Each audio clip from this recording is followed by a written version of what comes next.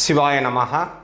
முப்போதும் திருமேனி தீண்டும் ஆதி சைவர்கள் குலத்தில் சுந்தரமூர்த்தி சுவாமிகளின் வழி வழி தோன்றல் திருவான்மியூர் அடியார்க்கு அடியன் சந்தோஷ் திரிமேனி சிவாச்சாரியார்.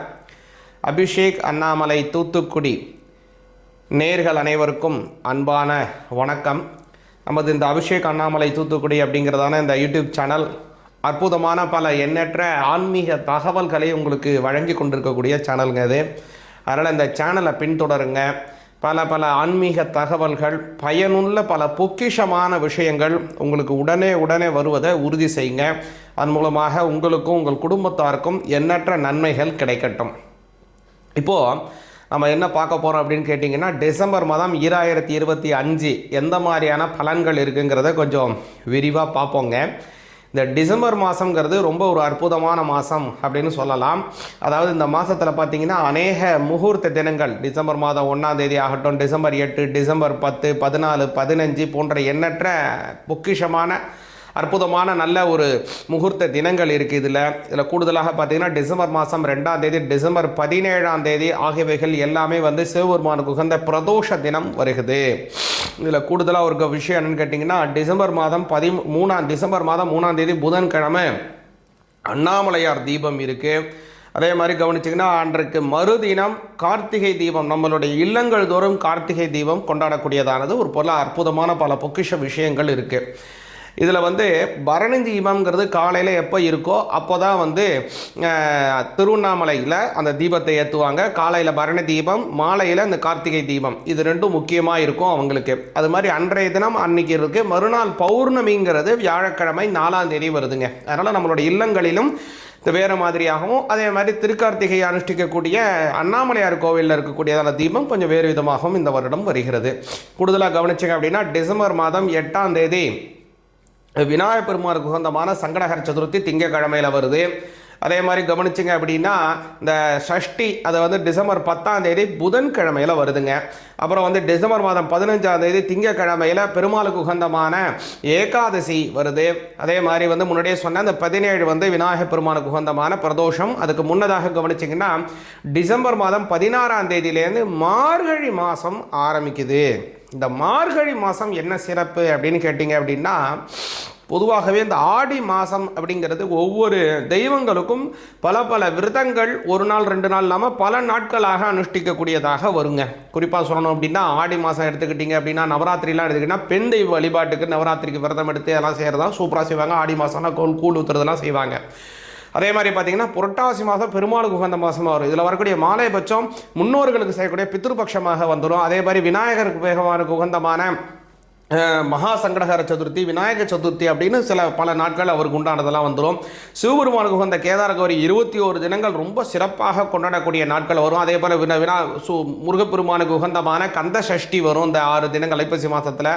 அதே மாதிரி கவனிச்சின்னா, கார்த்திகை மாதம் சிவபெருமானுக்கு உகந்த கார்த்திகை மாதத்துலேருந்து கவனிச்சிங்கன்னா ஐயப்ப சுவாமிக்கெல்லாம் மாலை போடுவாங்க. இது மாதிரி பல எண்ணற்ற நல்ல விஷயங்கள் இந்த ஆடி மாதத்தில் வருது இல்லைங்களா. இந்த ஆடி மாதத்தினுடைய சிறப்பாக மிக முக்கியமானது என்னென்னா, கடைசியாக வரக்கூடியதான இந்த மார்கழி மாதம்.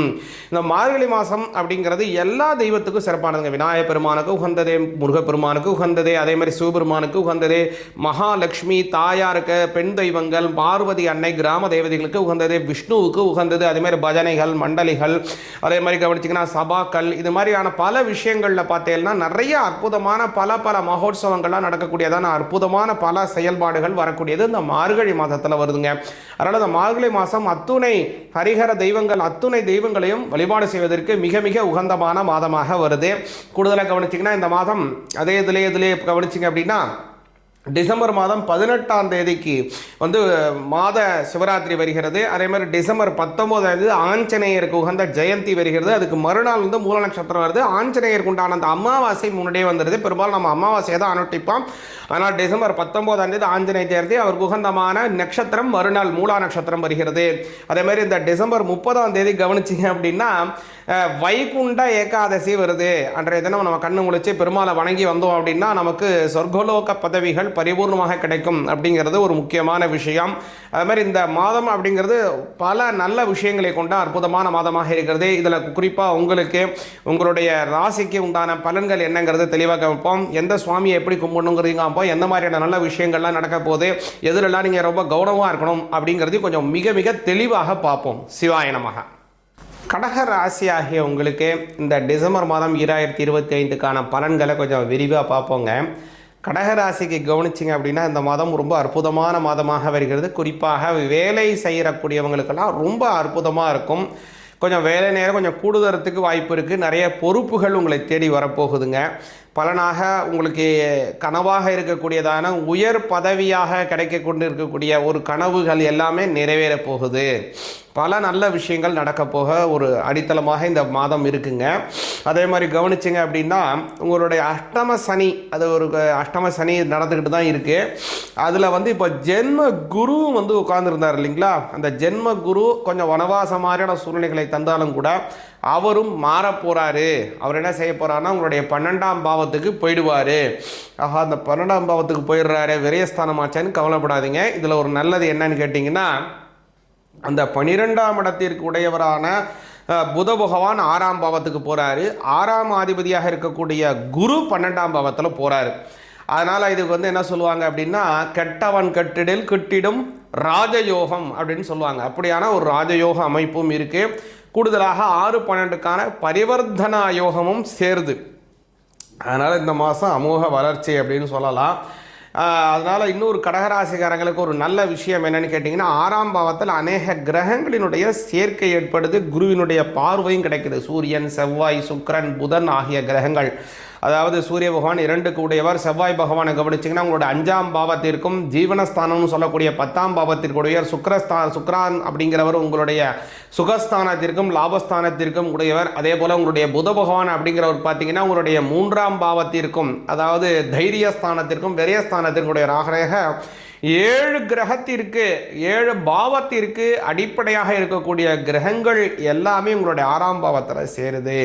அதனால் வந்து அதிகப்படியான உங்களுடைய பொட்டன்ஷியல் எல்லாமே இப்போ எங்கே செயல்படுத்த போகிறீங்க, உங்களுடைய செயல்திறன் முழுவதையும் வேலை சார்ந்த விஷயம், உங்களுடைய தொழில் சார்ந்த விஷயத்தில் முழுமையாக நீங்கள் ஈடுபடுத்த போகிறீங்க. சரிங்க, இது ஈடுபடுத்துகிறோம், அது வளர்ச்சி ஆகுமா இல்லை தளர்ச்சி ஆகுமா அல்லது கீழ்நோக்கு பார்வையில் போயிட்டு இருக்குமா, எப்படிங்க அந்த போகும் அப்படின்னு கேட்டிங்கன்னா, கண்டிப்பாக வளர்ச்சி ஆகும். ஏன்னா அதற்கு குருவினுடைய பார்வை கிடைக்குது. ஒரு பெரிய அங்கீகாரம் உங்களுக்கு கிடைக்க போகுது. பல நாளாகப்பட்ட கஷ்டத்திற்கு இன்று நல்ல ஒரு வெகுமதியானது டிசம்பர் மாதம் கிடைக்க போகுது. மாதம் ஃபுல்லாக நம்ம உழைச்சாலும் ஒரு நாள் தான் நமக்கு சம்பளம் கிடைக்குது இல்லைங்களா, அதே மாதிரி தான் பல நாட்களாக நீங்கள் ஒரு ப்ரமோஷனுக்காக செய்து வந்திருக்கக்கூடியதான ஒரு அற்புதமான நல்ல வேலைகள், நல்ல வெகுமதிகள், அதற்கு உண்டான ஒரு நல்ல பாராட்டு, நல்ல கௌரவம் இந்த டிசம்பர் மாதத்தில் கிடைக்க போகுதுங்க. அதனால் வெகுஜன மக்களாலையும் நீங்கள் அறியப்பட போகிறீங்க. 11ஆம் அதிபதி ரொம்ப நல்ல இடத்துல இருக்கார்.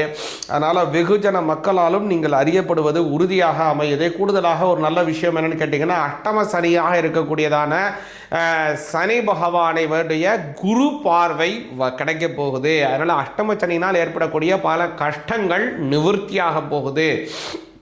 அதனால் பல எண்ணற்ற நன்மைகள் இந்த மாதத்தில் உண்டு. கடகராசிக்காரங்களுக்கு இன்னொரு நல்ல விஷயம் என்னென்னா, 2ஆம் அதிபதி 6ஆம் இடத்தில் போகக்கூடியது. அதனால் ரொம்ப நாளாக ஒரு கவர்மெண்ட் ஜாப் பார்க்கணும், ஒரு அரசாங்க வேலை கிடைக்கணும், அதுக்காக நாங்கள் முயற்சி செஞ்சிட்ருக்கோம். ரொம்ப தள்ளி போகுது, இந்த வருன்றாங்க அந்த வருன்றாங்க, இந்த எக்ஸாம் எழுதியிருக்கோம், அது செஞ்சிட்ருக்கோம், இப்படி பண்ணிகிட்ருக்கோம், இன்னும் கிடைக்காம தள்ளி போகுது, நல்ல ஒரு ஆர்டர் கிடைக்க மாட்டேங்குது, எம்ப்ளாய்மெண்ட்டில் பதிவு பண்ணி வச்சுருக்கோம், எங்களுக்கு எப்போ தாங்க அந்த அரசாங்கம் சார்ந்த வேலை கிடைக்கும், எங்களுக்கு வேலை கிடைக்குமா கிடைக்காதா அப்படின்லாம் சொல்லி கொண்டு இருக்கக்கூடிய கடகராசிக்காரங்களுக்கு இந்த மாதம் அற்புதமான அரசாங்க வேலை கிடைக்கக்கூடியதான ஒரு நல்ல மாதமாக அமையுது. நல்ல ஒரு அரசாங்க உத்தியோகம், அதன் மூலமாக நல்ல வளர்ச்சிகள் கிடைக்க போகுது. 7ஆம் அதிபதியாக இருக்கக்கூடிய சனி பகவான் அட்டமஸ்தானத்தில் போகிறதுனால வாழ்க்கை துணைவருக்கும் உங்களுக்கும் சின்ன கருத்து வேறுபாடு ஏற்படக்கூடியதான சில விஷயங்கள் இருக்குது.